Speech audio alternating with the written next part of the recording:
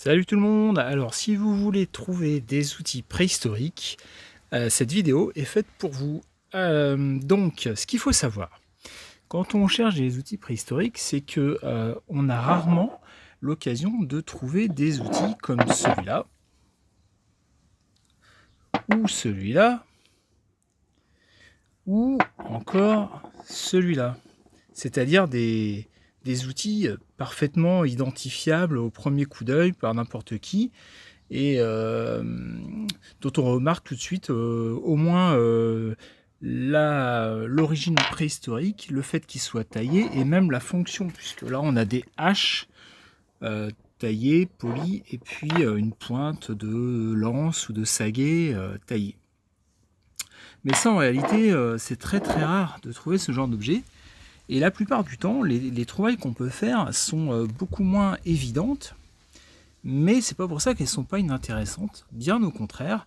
Simplement, ça nécessite d'avoir quelques informations. Alors, on démarre tout de suite par l'outil qu'on trouve le plus souvent quand on cherche des silex taillés, c'est le grattoir. Donc, le grattoir, je vais prendre celui-là, c'est le plus évident.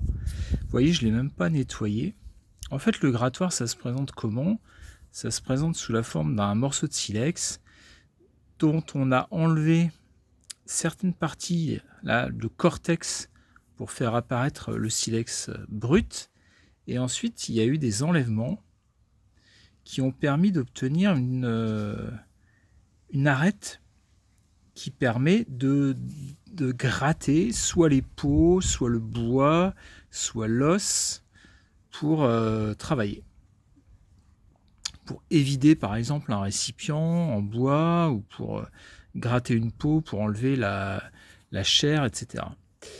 Donc ça c'est vraiment l'outil qu'on trouve le plus souvent. Alors on en trouve des balèzes comme ça ou des petits comme celui-là. Vous voyez, c'est toujours le même principe. Il y a cette partie en cortex et puis ici une partie nue qui est couverte de petits enlèvements, plus ou moins gros enlèvements, qui permettent d'avoir une arête bien gratteuse, je ne sais pas comment on dit.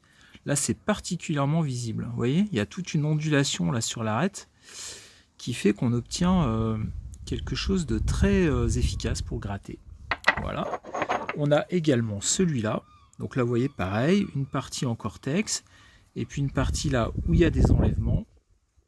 Ici, là, là, là. Et l'arête qui est travaillée avec des petits enlèvements pour pouvoir faire un outil qui gratte. Voilà. Donc ça, c'est les grattoirs. Alors, on peut en trouver des plus structurés, on va dire, comme celui-là, qui a presque la tête d'un rabot, finalement, moderne. Hein. C'est un gros bloc de silex rectangulaire. Et là, vous voyez, on a tout un tas de micro-enlèvements là qui permettent d'obtenir quelque chose de très abrasif, qui gratte bien. Et de ce côté-là, c'est pareil, mais c'est un peu plus gros quoi. Il y a deux échelles là. Il y a le gros grattoir et puis là le grattoir beaucoup plus fin. Après, on va avoir les grattoirs qui vont avoir d'autres fonctions en plus de celle de gratter. Souvent, les hommes de la préhistoire avaient en profité pour tailler soit un perçoir, soit un burin. Comme ça faisait multi-usage, quoi. Une espèce de couteau suisse un peu. Donc là, on a clairement un grattoir. Peut-être ici aussi, ouais. Mais en tout cas, ici, c'est sûr. Et puis ici, on a plutôt un burin. Une pointe. Vous voyez ? Et puis là, c'est également le cas. Ici, on a un grattoir. Et puis ici, ce qui serait plutôt un perçoir. Voilà. Donc là, on a un dérivé du grattoir initial avec auquel on a rajouté une fonction. Et puis on arrive sur cet outil qui est vraiment là pour le coup très élaboré, hein, très joli. qui s'appelle plutôt un ciseau, mais qui est en réalité l'aboutissement du grattoir finalement. Vous voyez, puisqu'il y a ici, et même sur le côté, une surface qui permet de gratter. Et puis de l'autre côté, on a un burin. Voilà. Et tout ça est très effilé, très design. Donc ça pouvait s'emmancher sur du bois ou de l'os pour être beaucoup plus facilement tenu et pour mieux travailler, quoi. On imagine parfaitement ici là que l'outil devait être emmanché sur quelque chose. Donc voilà, ça ce sont les grattoirs. Donc c'est vraiment l'outil de base que vous pouvez trouver dans les champs. Il y en a vraiment beaucoup dans les champs, sur les chemins, sur la plage, partout. Il y en a partout où les gens ont vécu, c'est-à-dire grosso modo partout en France. Donc ça c'était la partie grattoir. Alors après, deuxième outil qu'on trouve et qui ressemble pas forcément à grand chose. C'est pareil, c'est un peu comme ça, hein, quand on trouve ça au départ, on se dit ouais bon, voilà. Ou celui-là, c'est pareil, hein, c'est clair. Alors là, nous avons ce qu'on appelle les coches. Alors les coches, ce sont des outils en pierre qui présentent la caractéristique d'avoir une espèce de renfoncement comme ça, en demi-cercle. Donc on en a, vous voyez ici, là, il y en a un beau. Ici, il y en a une également. Ici également. Là. Également ici. Là. Également ici un petit. Ici également un tout petit. Et enfin ici. Voilà, donc c'est des pierres qui sont taillées comme ça, de façon concave, je pense que c'est ça, concave. Donc un renflement comme ça, cylindrique, arrondi. Alors à quoi ça servait ces objets, ces outils?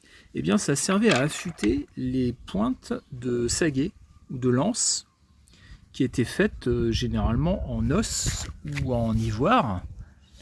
Et donc il fallait et ça pouvait également évidemment servir à tailler des flèches, enfin des tiges de bois, quoi, tout ce qui permettait de tailler un objet rond en bois ou en os ou en ivoire. Mais généralement c'était quand même a priori plutôt fait pour affûter des pointes de saguet ou de lance. Donc des petits objets fort sympathiques en fait, hein, puisque vraiment très reconnaissables et très utiles, avec un usage bien déterminé. Donc là c'est pareil, quand vous en trouvez qu'un, vous vous dites que c'est un accident évidemment, mais quand vous en trouvez beaucoup et qui se ressemblent tous, en fait c'est que c'est pas un accident, c'est qu'ils ont été faits exactement de la même manière. Voilà, vous voyez, tac, pour un usage bien défini et bien déterminé. Donc ça, ce sont ce qu'on appelle les coches. Donc ça, on peut en trouver, et je trouve que c'est un outil qu'on connaît pas très bien, mais qui est assez sympa. Hop, je me rapproche. Alors après, dernière forme d'outil que je voulais vous présenter aujourd'hui, les silex qui présentent une dentelure. Vous voyez, alors celui-là, par exemple, c'est particulièrement net. Vous voyez, il a au moins 4 dents. Il y a celui-là. Voilà. Et même celui-ci, même si les dents sont plus petites. Donc ça pourrait ressembler d'une certaine manière à un grattoir un peu. Sauf que les dents sont vraiment très marquées. Là, vraiment, on a des dents très marquées, quoi. Donc en fait, ces outils-là, ils étaient certainement fixés sur un support en bois. Et donc en fait, ça se rapproche d'une lame de scie en réalité. C'était fait pour scier, pour tronçonner, pour débiter, pour trancher quoi. Et donc ils constituaient en fait un outil plus grand, plus vaste. Donc ils étaient collés en fait, ces petits morceaux là, ils étaient collés avec de la résine sans doute, ou voilà une matière collante. Et ça permettait ensuite de trancher. Alors ça, c'est probablement vers la fin de la préhistoire, parce que plus on avance, plus les outils sont petits, plus ils arrivaient à faire des économies de matériel, de matériaux, et notamment, au lieu de fabriquer une lame complète en silex, ils fabriquaient un support en bois avec juste le tranchant en silex. Mais avant, on a plutôt des outils comme ça. Vous voyez, donc des grosses lames dentelées qui ressemblent en fait à des couteaux. Et donc en fait des couteaux préhistoriques, on peut en trouver. Donc là je vais vous en présenter 3. Hop, voilà. Donc vous voyez ces 3 objets là sont des lames de couteau. C'est étonnant hein, parce qu'en fait vraiment ils ont exactement la même forme qu'un couteau d'aujourd'hui. C'est-à-dire un dos et puis une lame plus ou moins courbe. Et même ici là, je sais plus comment on appelle ça, quelque chose pour emmancher. Donc là en fait ça c'est, et ici probablement qu'il y en avait un mais qui a été cassé.